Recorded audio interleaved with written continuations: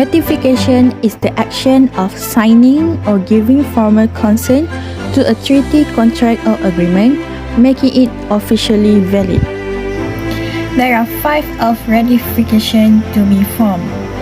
Number 1, the agent must expressly contract as agent for the principal who is existing and competent to contract. Number 2, the principal must be competent to contract not only at the time the agent acts but also when the ratifies the agent's act. Number 3, the principal at the time of ratification has full knowledge of the material facts and must ratify the whole contract within a reasonable time.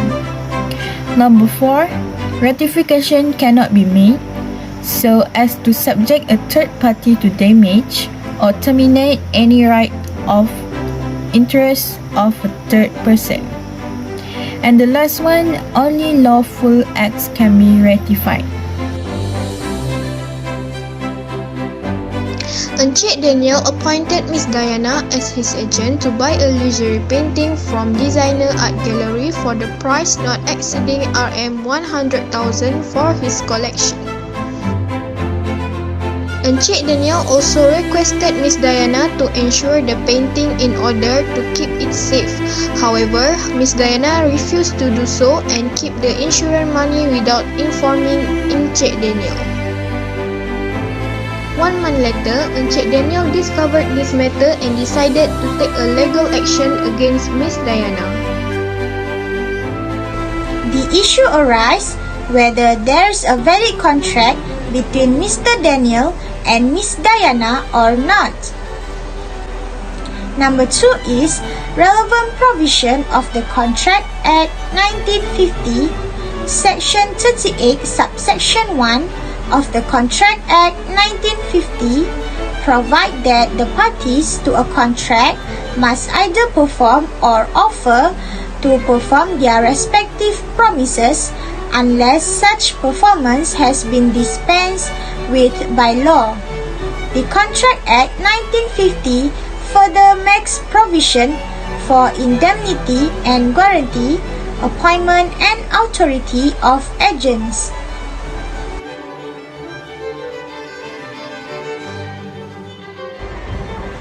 The main issue was whether the respondent could rely on exemption clause that absolved them from any liability arising from the loan agreement. Anthony Lawrence Bolt and another VCIMB Bank Berhad. Facts: the appellants, a married couple are foreigner living in the United Kingdom. The appellants had entered into a sale and purchase agreement (SPA) with the developer and took a loan agreement with the respondent bank in order to finance their property purchase. The property purchase was under development and payment was to be made progressively by the respondent as a financer to the developer.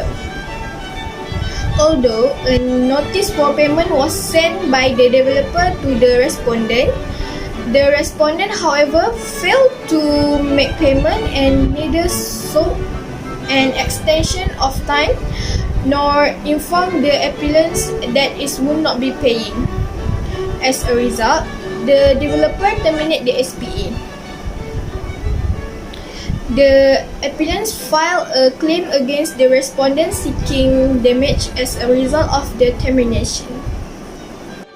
In the recent landmark decision of CIMB Bank Berhad and Anthony Lawrence Bolt, the Malaysian Federal Court held that where such exclusion clauses are drafted in a manner which effectively limits a party from enforcing their rights under a contract, such clauses would be void and in direct contravention of Section 29 of the Contracts Act 1950, Section 29.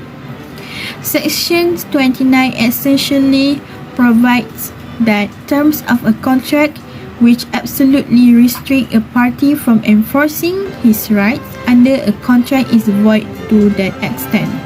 Conclusion for the above issue is at this stage there is no contract bound Encik Daniel with any of these 2%. However, there are offers made by Encik Daniel towards Miss Diana. According to 4-1 of the Act, the communication of offer made Encik Daniel is to complete when it comes to the knowledge of the Miss Diana. Miss Diana should inform about the incident safely by no meeting.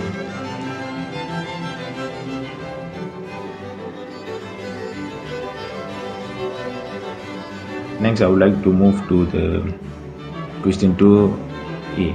Define what is meant by Nemo that quite not able rule. Nemo that quite not able rule literally meaning no one can give what they do have. It's a legal rule, sometimes called the Nemo that rule, that states that the purchase of a possession for someone who has no ownership right, it also denies the purchaser any ownership title.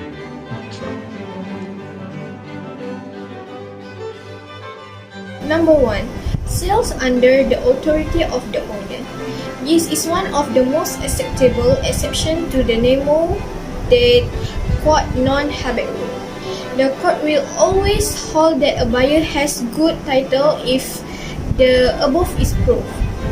According to common law, a seller can transfer good title if he sells with the authority or consent of the owner. In this situation, it will be taken that the seller sells as the agent of the owner. By judicial interpretation, an agent does not warrant the title of the principal.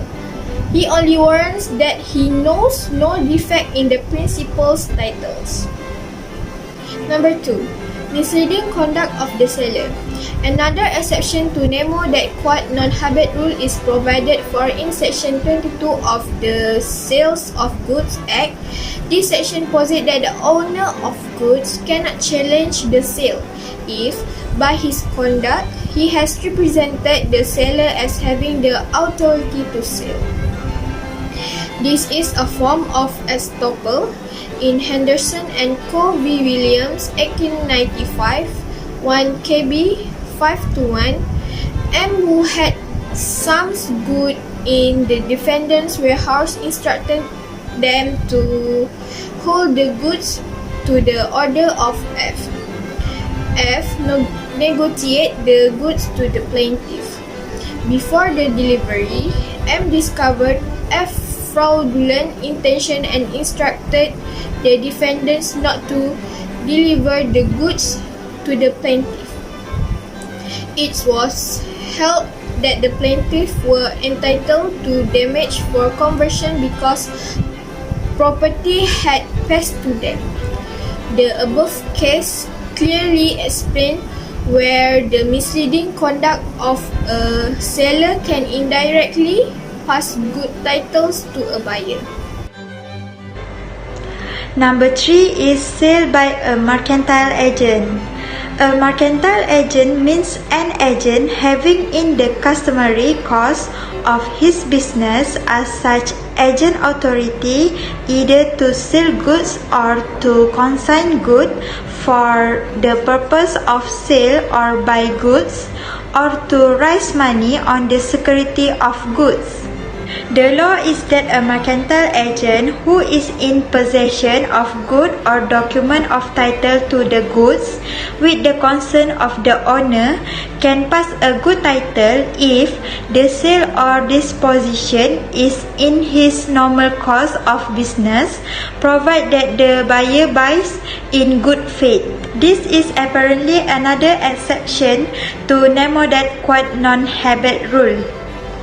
In Aston Distributor Ltd v. Glodring at 1957 to QB 600, M transferred the document of title to his van to C, who represent to a finance company that he was the owner of the car and that M was willing to take it on hire purchase. It was held that M was by his conduct precluded from denying authority to sell.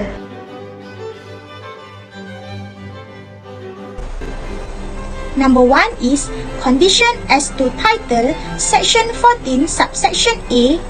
Section 14, subsection A of the Sale of Goods Act 1930 explain the implied condition as to title as in the case of a sale, he has a right to sell the goods.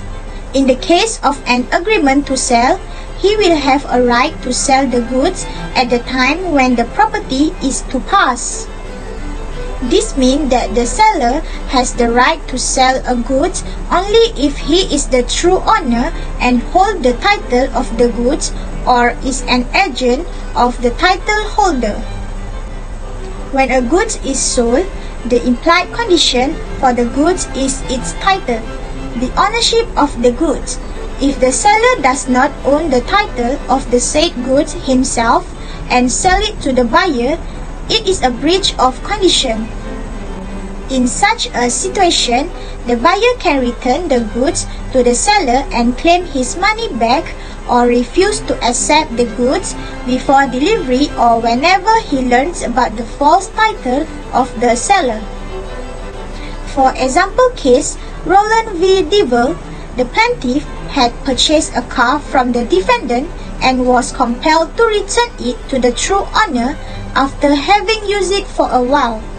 The plaintiff then sued the defendant for the purchase money since the defendant did not receive the consideration as per condition of the title of ownership.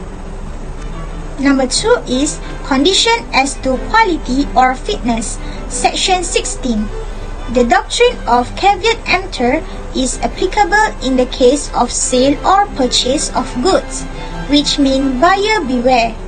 The maxim means that the buyer must take care of the quality and fitness of the goods he intends to buy and cannot blame the seller for his wrong choice.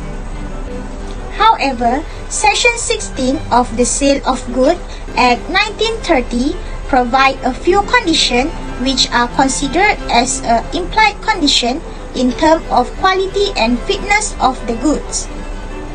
When the buyer specifies the purpose for the purchase of the goods to the seller, he relies on the sound judgment and expertise of the seller for the purchase. There is an implied condition that the goods shall comply with the description of the purpose of purchase.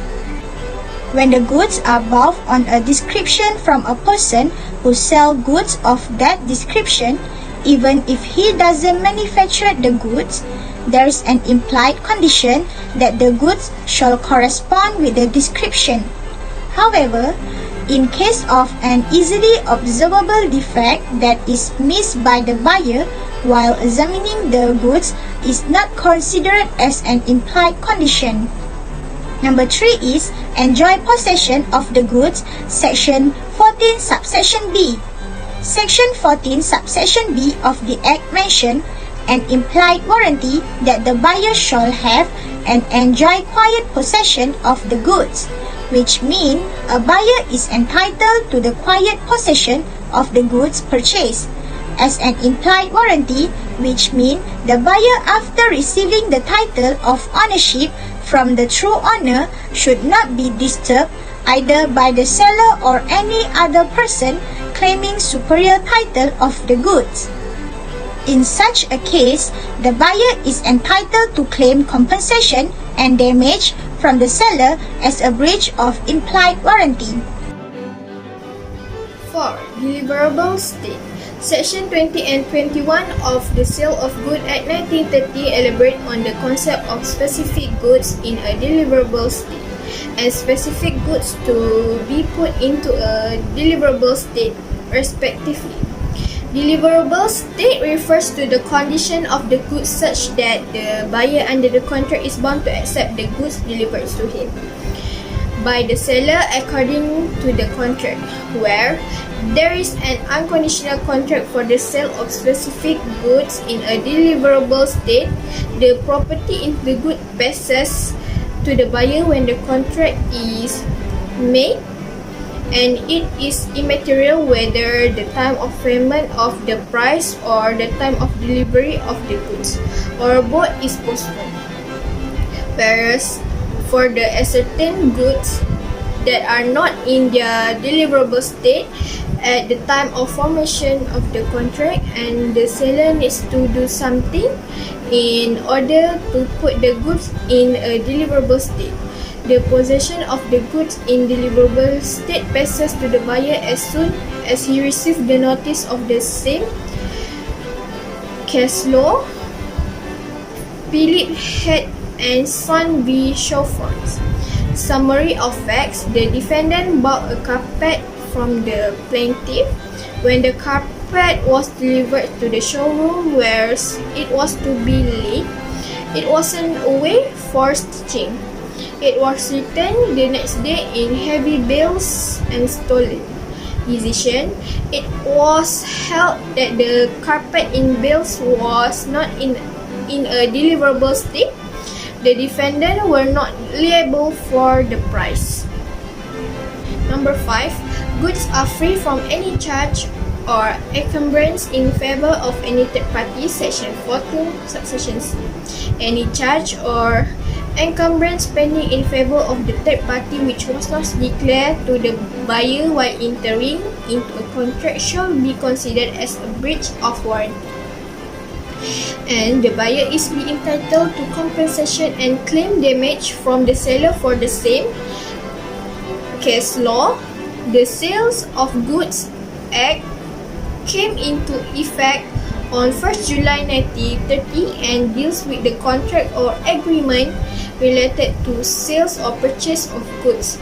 The contract of sale of goods whereby a seller transfer or agrees to transfer the property in the goods to the buyer for a specific consideration. Example, price has following meant essential for its validity. Conclusion: the provision of implied condition and warranties are provided in the Sale of Goods Act in order to protect the buyers in case of any fraud by the seller. However, it is seller's duty in the first place to look for the obvious defect and inquiry about the quality of the product before entering into a contract of sale of goods, since a seller cannot be held guilty for a customer wrong choice. In order to ensure purchase of an appropriate good by the seller, it is suggested that the buyer convey the purpose and give a reasonable description of the goods so desired.